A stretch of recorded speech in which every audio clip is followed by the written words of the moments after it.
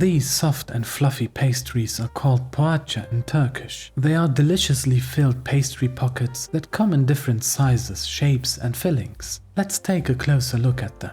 Salam, Nail here. The word poğaça originally comes from the Latin word panis focaccius, meaning bread that was baked on a hearth or fire. This Latin term also gave rise to the Italian word focaccia, used for flatbread.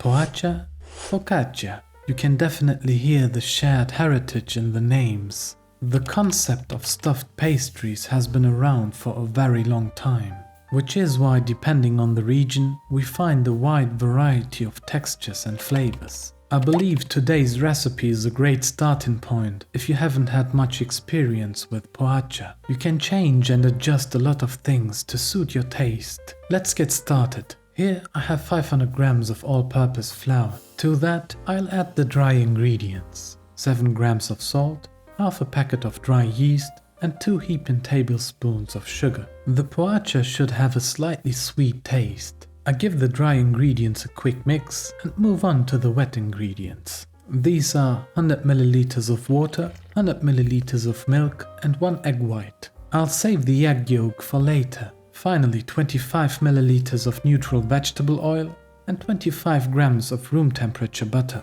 So with this dough, we're looking at a hydration level of about 50%. A little more or less liquid in this recipe isn't a big deal. Now I let the dough knead until it forms a smooth and uniform consistency. The dough should hold its shape well, not spread out, and form into a smooth dough ball. I'm placing the dough ball back into the bowl, which I've greased with a little oil. Let the dough rest for 1 to 2 hours or until it has doubled in size. While our dough is having some me time, we can get started on the fillings. For this video, I've decided to prepare 3 different fillings to give you an idea of what's possible. First, a savory ground meat filling, then a classic white cheese and parsley filling, and lastly, a simple potato filling. Let's start with the simplest filling, the cheese mixture. For that, I crumble white cheese with a fork, add finely chopped parsley and chili flakes. Mix it all together and we are done. Next up is the potato filling. I dice potatoes into smaller cubes and place them in boiling water. I've salted the water well so the potatoes don't taste bland later on. Since the potatoes are cut small, they don't take long to cook. Mine were done just after about 10 minutes. I place the cooked potatoes in a bowl, then add some spring onions, a bit of pepper, chili flakes and 1 tablespoon of olive oil. I mix everything together and it's done. Lastly, let's prepare the ground meat mixture. I have a large onion here, chopped into not too fine pieces. I add it into a pan with some neutral vegetable oil and saute it until it lightly caramelizes. Once that's done, I add the ground meat and cook it until it's done, but not for too long, as I want the meat to stay juicy. I season it with salt, pepper and paprika powder. To finish off, I add some finely chopped parsley and that's the filling. Done. By the way, what's your favorite filling? Let me know in the comments below. Now back to the dough. I've let the dough rest for about 2 hours and you can see it has roughly doubled in size.